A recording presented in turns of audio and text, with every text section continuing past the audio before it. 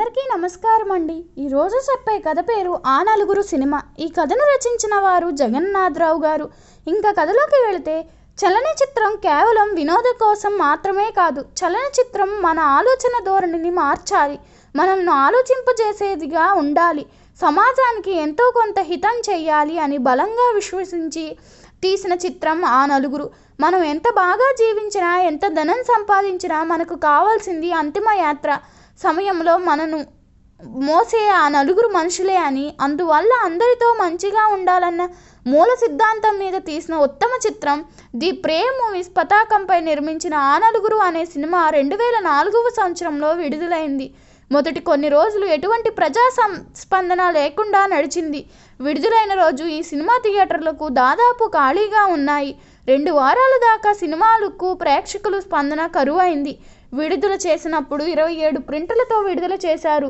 ప్రజా స్పందనతో 16 ప్రింట్లు వెనక్కి వచ్చేశాయి. మిగిలిన 11 ప్రింట్లు కూడా వెనక్కి తిరిగి వచ్చేసేందుకు సిద్ధంగా ఉన్నాయి. ఆ దశలో 2 వారాలు గడిచాక సినిమా మౌత్ టాక్ ప్రచారం జరిగి అద్భుతమైన విజయాన్ని సాధించింది.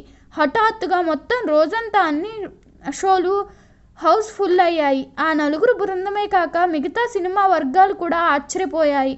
ఆ తరువాత ఇంకా వెనక్కి తిరిగి చూడలేదు.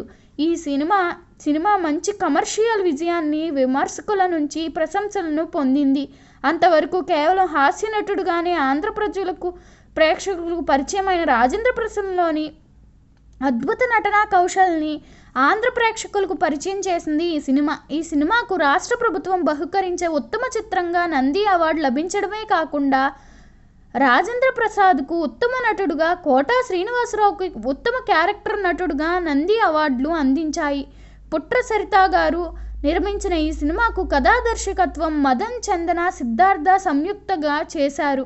ఈ చిత్రంలో రాజేంద్ర ప్రసాద్, సుత్తివేలు ఆమని, కోటా శ్రీనివాసరావు గారు, శుభలేఖ సుధాకర్, రాజా ముఖ్య పాత్రలు పోషించారు. ఈ చిత్రానికి కమనీయమైన సంగీతం ఆర్ఫి పట్నాయక్ గారు సమకూర్చారు. సమాజ సేవే పరమార్థంగా భావించే రఘురామ్ అనే పత్రిక సంపాదకుడిగా కథ ఇది. రఘురామ్ చనిపోయిన తరువాత అతని ప్రాణాలు తీసుకుపోవడానికి యమకింకర్లు రావడంతో కథ ప్రారంభమవుతుంది. తాను చనిపోయిన తరువాతే తానెంతగానో ప్రేమించే తన కుటుంబ సభ్యులు ఎంతలా బాధపడతారో చూడాలని ఆ యమకింకర్లను వేడుకుంటాడు. తన శవం పట్ల, అతని కన్నబిడ్డలే చూపిన నిర్లక్ష్యం పట్ల యమకింకర్లు అతన్ని హేళన చేస్తారు. కానీ బతికి ఉన్నప్పుడు ఎంతోమందికి సాయం చేసిన రఘురాలకు నిరవాళులు అర్పించేందుకు చాలా ఎక్కువ సంఖ్యలో వచ్చిన జనాన్ని చూసి వారు ఆశ్చర్యపోతారు. అతని సహాయం పొందిన వారు అతని కొడుకులు కూడా బుద్ధి చెబుతారు. అప్పుడు రఘురాంకు తనతో పాటు ఉన్న వారు యమకింకర్లు గారని, ప్రశాంతత చెందిన మనస్సుతో చూస్తే వారు దేవదూతలవుతారని తెలుసుకుంటాడు. ఆ దేవదూతలు రఘురాంను స్వర్గంకి కొనిపోవడంతో కథ ముగుస్తుంది. రాజేంద్ర ప్రసాద్ తన పాత్ర ప్రవర్తించే తీరు, సంభాషణలు చెప్పే విధానం, కళ్ళజోడు, పంచెకట్టు, విగ్గు ఇలా అన్నీ ఎలా ఉండాలో ఎంతగానో ప్లాన్ చేసుకుని సినిమాలో నటించడం ప్రారంభించారు. రాజేంద్ర ప్రసాద్ పక్కన కథానాయక పాత్ర కోసం చాలామంది సంప్రదించారు. లక్ష్మి, గౌతమి, భానుప్రియ, రోజా మొదలైన గతతరం కథానాయకులు కథ వినిపించారు. అందరూ కథ చాలా బాగుందని మెచ్చుకునేవారే కానీ ఎవరు ఈ కథ సగటు సినిమా ప్రేక్షకులను ఆకర్షించేదని భయంతో నటించడానికి ముందుకు రాలేదు. రాజేంద్ర ప్రసాద్ నటి ఆమనిని సంప్రదించమని సలహా ఇచ్చారు.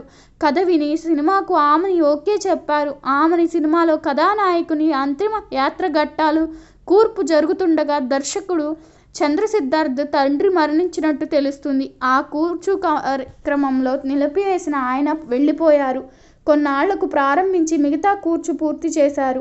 ఆ నలుగురు సినిమా కన్నడ, మరాఠీ భాషల్లో పునరుత్పత్తమైంది. కన్నడంలో సిరినంత పేరుతో ప్రముఖ నటుడు విష్ణువర్ధన్ ప్రధానాత్రలో నటించగా ఎస్ నారాయణ దర్శకత్వంలో నిర్మించారు. తెలుగు వర్షన్ని మించిన భారీ విజయాన్ని ఆ సినిమా పొందింది. విమర్శకుల ప్రశంసలు, పలు రంగాల ప్రముఖుల అభిమానం పొందింది ఆ నలుగురు సినిమా.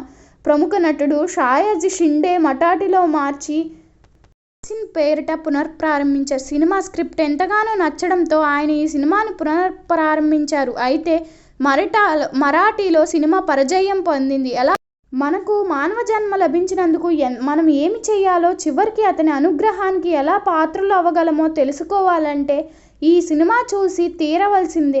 ఈ కథ మీకు నచ్చినట్లయితే మీ అభిప్రాయాన్ని కామెంట్ రూపంలో తెలపండి. ధన్యవాదములు.